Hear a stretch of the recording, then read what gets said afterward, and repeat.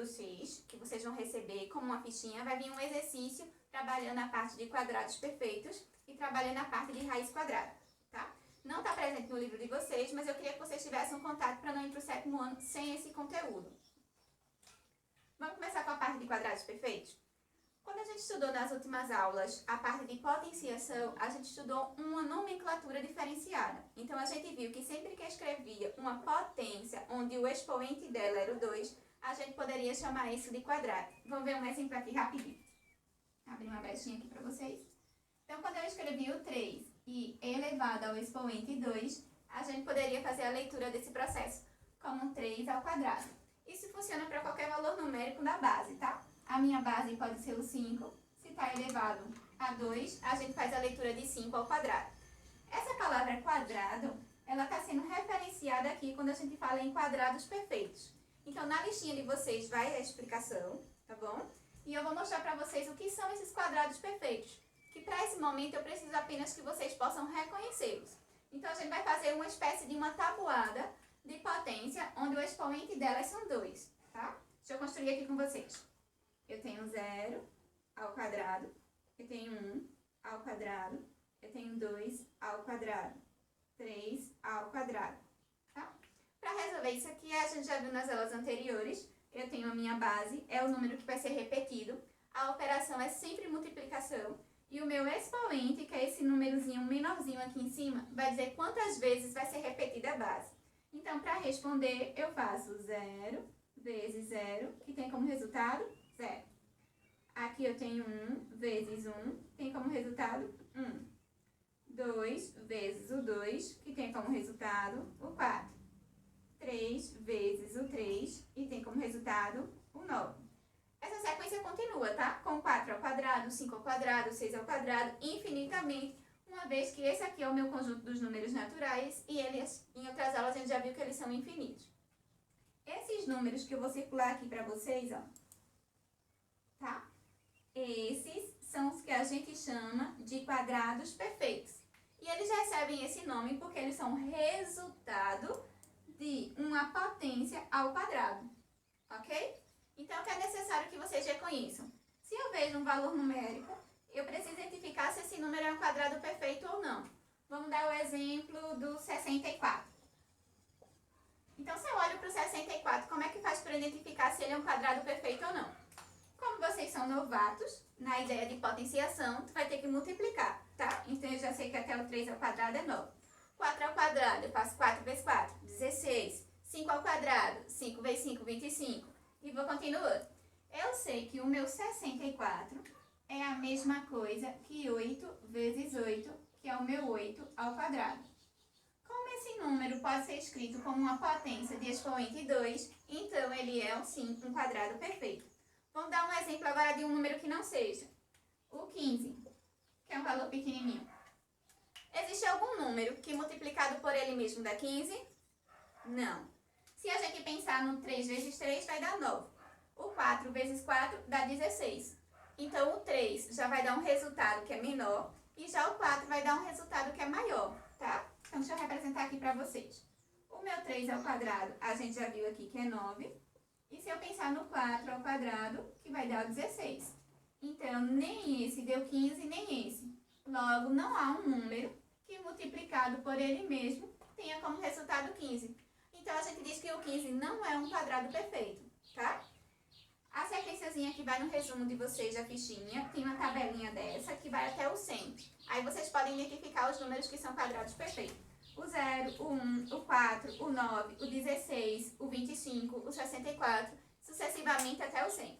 Existem números que são quadrado perfeito depois dessa tabelinha? Existe sim, tá? Como eu disse a vocês inicialmente, eles são infinitos. É só tu sempre pensar em um número e multiplicar por ele mesmo, se o resultado é sempre um quadrado perfeito. O meu 64 é um quadrado perfeito, ok? Pessoal, ainda na fichinha de vocês, a gente vai trabalhar um conceito muito importante, que é a ideia de raiz quadrada, bom? Também não está presente no livro de vocês e vocês vão estudar ele até o 9º ano com as propriedades, tá? Vamos ver agora um pouquinho do que seria essa raiz quadrada. A palavra raiz, primeiramente falando, não tem nada a ver com planta. Essa palavra vem do latim, tá certo? Ela deriva de radix, a tradução isolada de cada uma das palavras gerou o que a gente chama hoje de raiz dentro da matemática, mas não tem a ver com planta, ok? O termo quadrado está ligado também à ideia de números quadrados perfeitos e está a mesma ideia de expoente 2, quando a gente eleva um número ao quadrado. Por isso que eu coloquei na mesma fichinha depois de trabalhar a potência com vocês. Coloquei um exemplozinho básico aqui para vocês de como vem essa nova escrita, tá? A gente aprendeu a escrever a potenciação com um número formado pela base e um expoente para poder dar o resultado dessa continha. A gente tem uma nova representação agora para vocês, que eu acredito que seja o primeiro contato, que é a escrita da raiz quadrada, tá bom? Então aqui, esse é o meu símbolozinho, que identifica que ele é uma raiz. Esse numeralzinho 2 daqui a gente chama de índice, ele pode aparecer ou não. Esse número sempre começa do 2 a mais, tá? Então ele pode ser o 2, o 3, o 4, o 5, sucessivamente. Mas para hoje eu preciso apenas que vocês aprendam a utilizar ele com o 2. Então, se vocês verem em algum exercício, em algum outro livro que não seja a coleção que a gente adota, sem esse valor numérico, mas é o mesmo tipo de raiz quadrada, ok? Esse é o nosso índice, esse aqui é o radicando, esse é o radical e essa aqui é a nossa raiz. Tem a nomenclatura de todos eles na fichinha que eu mandei para vocês. Como é que a gente vai fazer esse tipo de continha? Para poder resolver a raiz quadrada de um valor numérico, eu preciso identificar um número que multiplicado por ele mesmo dê esse valor que está dentro da raiz. Como é que isso vai funcionar? Seguindo aquela tabelinha que eu dei para vocês dos quadrados perfeitos, que está primeiro do 0 ao quadrado até o 10 ao quadrado, a gente pode ir se familiarizando. Com o passar do tempo e com adeptos, né, da tabuada de multiplicação, vocês vão conseguir identificar se o número for menor e conseguir dizer logo qual é esse número que multiplicado por ele mesmo. Nesse exemplo, eu escolhi o 16. Então, a raiz quadrada do meu 16 é 4, porque quando eu fizer 4 vezes 4, eu tenho como resposta o 16, tá? Não vai existir nenhum outro valor numérico que multiplicado por ele mesmo dê o meu 16 da raiz, ok? Coloquei aqui o nosso Patrick para fazer alguns exemplos com vocês. E vocês percebem que nesses exemplos eu não coloquei o meu numeralzinho representando o índice, mas é o mesmo tipo de raiz quadrada, tá? Agora eu vou mostrar para vocês como é que a gente vai resolver essas situações. Eu quero a raiz quadrada do 81. Então, para isso, eu preciso pensar em um número que multiplicado por ele mesmo dê 81. Você pode fazer nos cálculos na sua mente de 1 em 1, se você não souber qual é o número de cara, tá? Então, eu sei que se eu fizer 5 vezes 5 vai dar 25. Então, é um valor maior do que 5.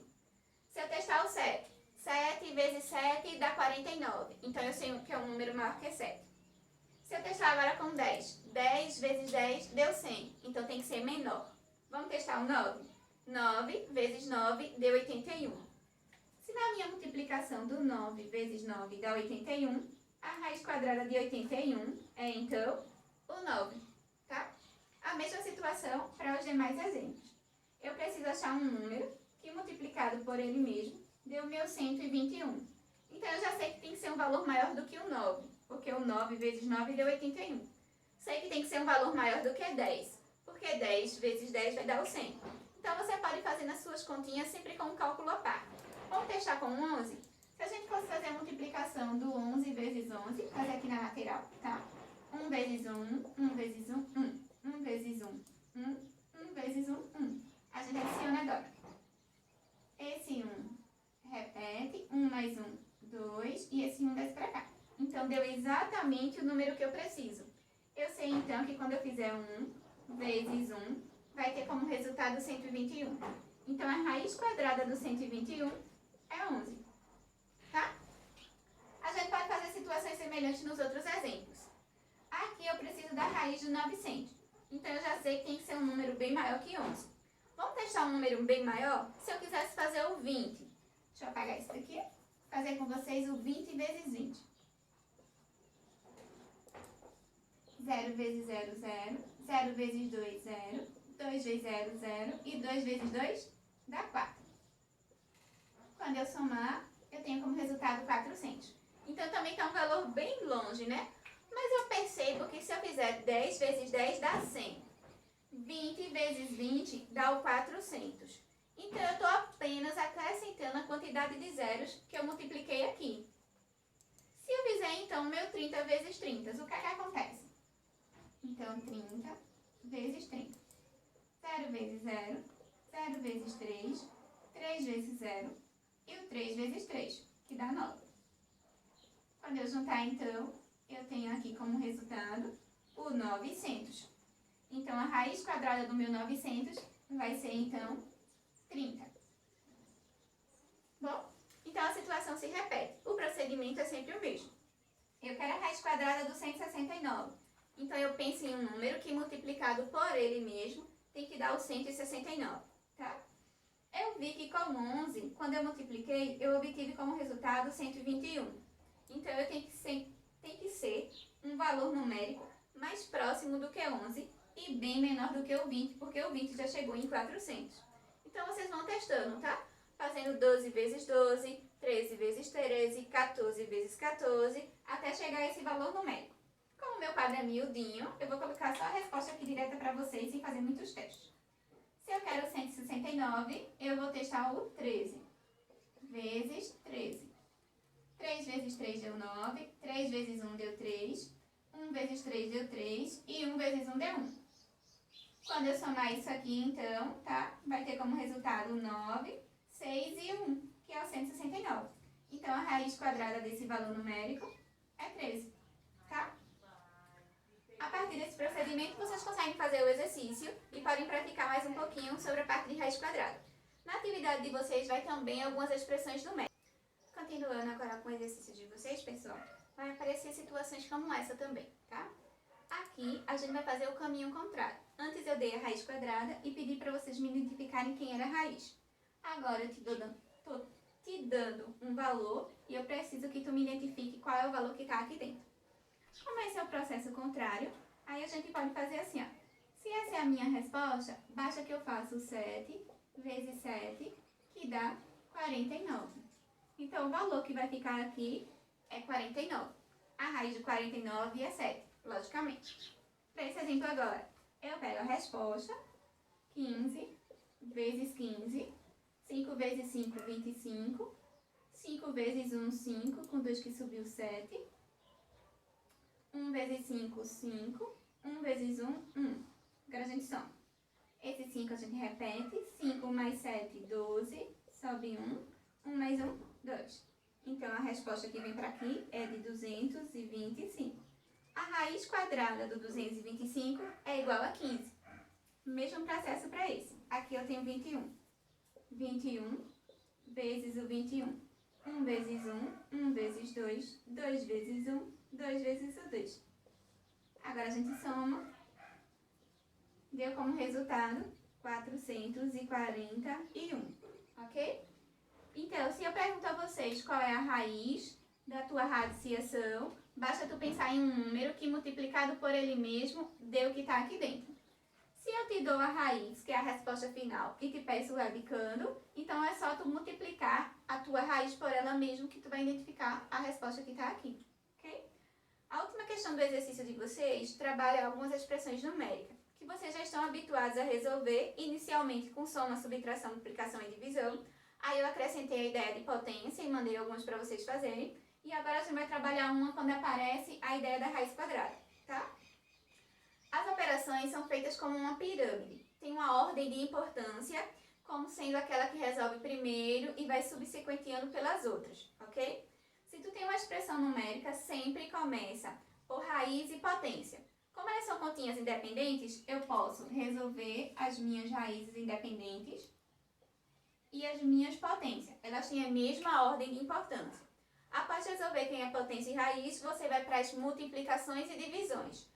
Depois, você vai para a soma e subtração. Lembrando que são em situações que não aparecem o uso de parêntese, conchete ou chaves, tá? Se aparecer situações como essa, então a gente começa resolvendo por quem está dentro do parêntese, depois do conchete e por último as chaves. Como no nosso caso não tem esses símbolos, a gente vai resolver apenas as operações que aparecem. Aqui agora. O meu 10 ao quadrado é a mesma coisa de fazer 10 vezes 10. E eu tenho como resultado o 100. Se você tiver dúvida, pode armar a continha e fazer o cálculo à parte que eu faço na correção para os vídeos com vocês, tá? Repete o sinal de divisão que eu não usei. O meu 5 ao quadrado dá é igual a 25. Repete o sinalzinho de mais. O meu 5 elevado a zero, a gente viu como propriedade que todo número elevado a zero tem como resultado 1. Repete o sinalzinho de mais.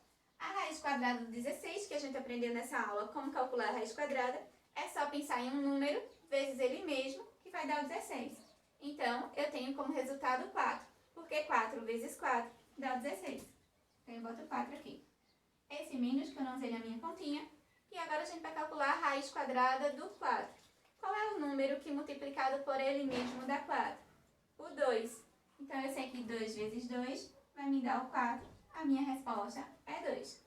Sobraram agora as operações de divisão, soma e subtração. Aí a gente começa resolvendo pela divisão. Deixa eu colocar o símbolozinho aqui para identificar as respostas.